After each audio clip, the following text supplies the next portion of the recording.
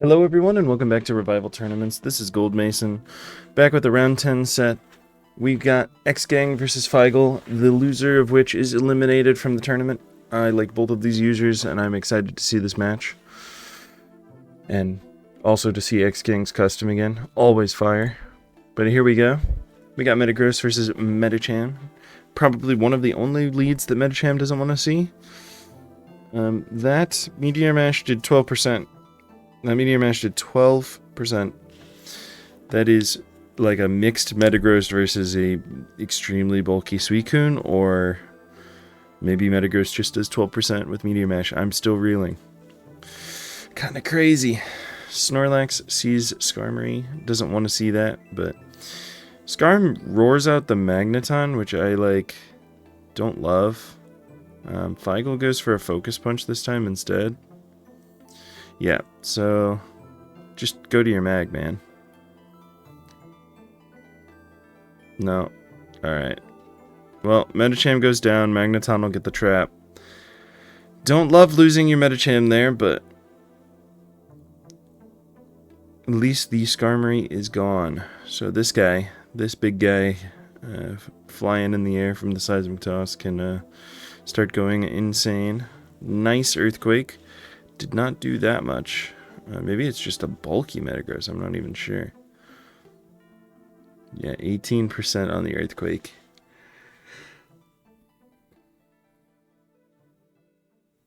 Yeah, nice double. Back to Snorlax, catching the Blissey. Yeah, nice switch to Claydol. This is just two very bulky teams kind of going at each other. Don't want to lose your Snorlax. Yep. I feel like the Suicunes on either side are going to be annoying for each other, but there's still a Blissey here. Not incredibly similar structures, but, you know, kind of blue offense, blue offense.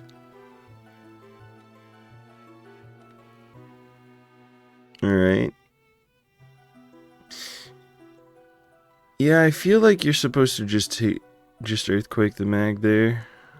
If you're, I guess Feigl thought he was never going to get another chance to agility, but there's like 4 different Pokemon that are fine coming in on the Metagross.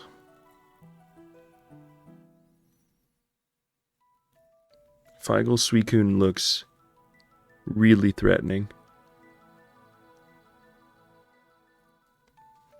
As does the Snorlax, especially if it has like Rest or some shit. Oh, nope. Boom it goes. Goodbye, Magneton. Pretty good double to Magneton from X-Gang. Protect Metagross. Let's get some extra leftovers healing. And Feigl doesn't want to lose another Pokemon here, so it goes to Suicune. Maybe we see the boom? Yeah, there it is. Suicune living the boom, but it's going to come back in at 8% if it comes back in. Decides to just stay in. Goodbye. Last Pokemon, obviously like a Salamence or something like that, so Blissey is immensely threatening. But with Toxic, maybe a Dragon Dance Salamence can bring it. Nope. Oh, yeah. The Salamence was not tech to live the Blissey Ice Beam, and down it goes. Alright. A fun game 1. Very back and forth. Yeah. I don't know. I think it could have been like the Medicham going away, and all of Feigl's booms hit like the worst Pokemon to hit, unfortunately. So, but maybe could have brought it back later in the game. I'm not sure. But yeah, we're on to game 2. And that is Big Slacko.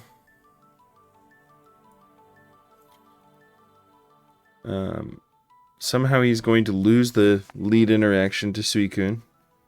A Surf Suicune at lead as well, I might add. Here's Celebi. A Calm Mind from Blissey immediately is crazy. I also didn't know that the Blissey on Slacko teams went Calm. Oh, Frozen Swampert. And Swampert is dying. Is it gonna wait? Oh, it does. It does. Nice Earthquake, but yeah, not.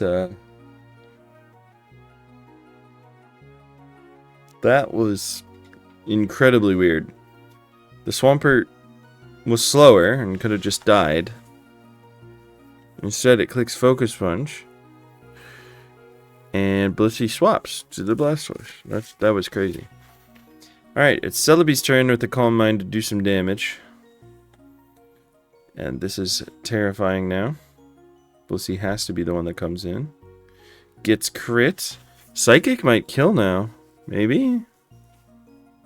Well, yeah, it was gonna crit again.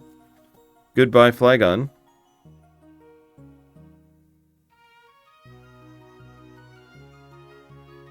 This is really not good for Feigl.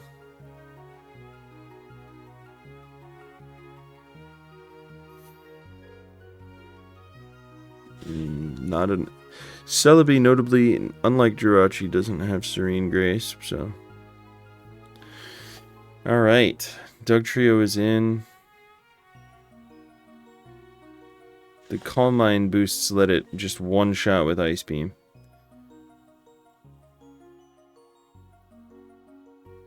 I don't like this line from X-Gang. I don't like this line from X-Gang. Letting Dugtrio go. Blissey's still back up to full health. Not a fan of this line. Alright, well, Jirachi is calm-minding it up.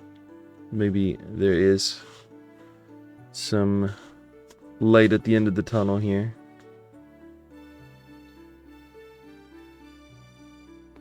%35% from the Psychic. Jirachi does have Serene Grace, so it will be able to do that kind of thing. Get some Psychic drops. More likely, at least. Alright. Now the question, of course, becomes who gets crit? Or does no one get crit? If no one gets crit, Blissey wins. But I think Jirachi has a lot of chances.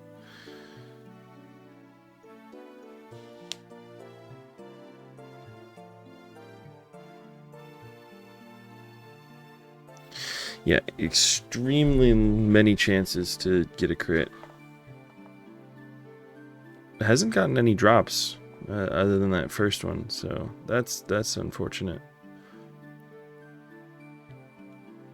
Oh, and a para for your troubles. Very unfortunate. Now, even if Jirachi does get the crit, it'll probably be slower than Sleeking. Alright. Blissey might just make it through it. Or almost certainly will, barring a late crit here.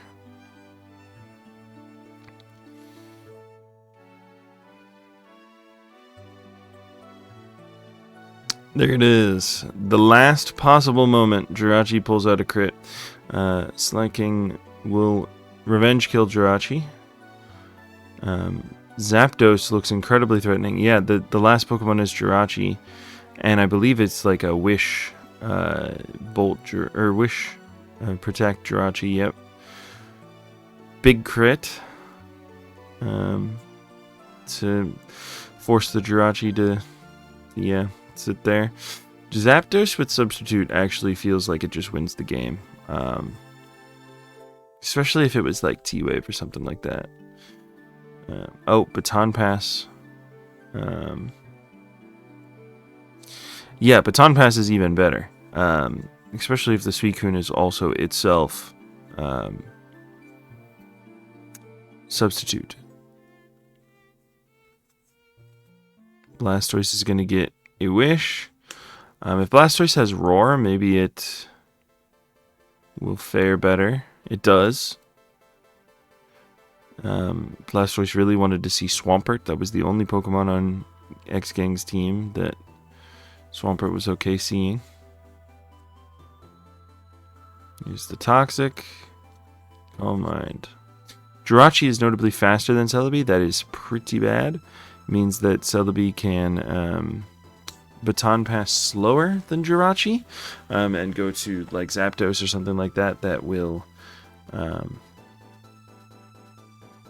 Zapdos will be faster, of course, with a Calm Mind and be able to actually maybe take this Jirachi down. I'm not loving these hidden powers. Okay, so Celebi is probably super and not...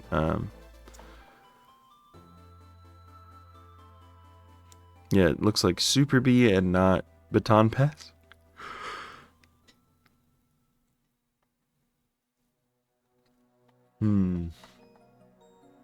Yeah, 2 Fire Punches to break the substitute. The Zapdos can stall out the Jirachi and then just, like, kill everything.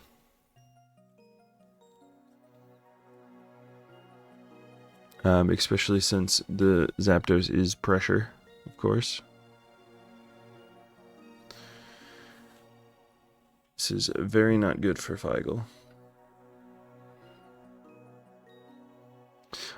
Still fishing for Thunderbolt Paralysis as well, which will help. And yeah, the losing interaction here is that the Jirachi has to wish on subturns. So Zapdos is getting 3 leftover heals for every substitute. And because that's the case,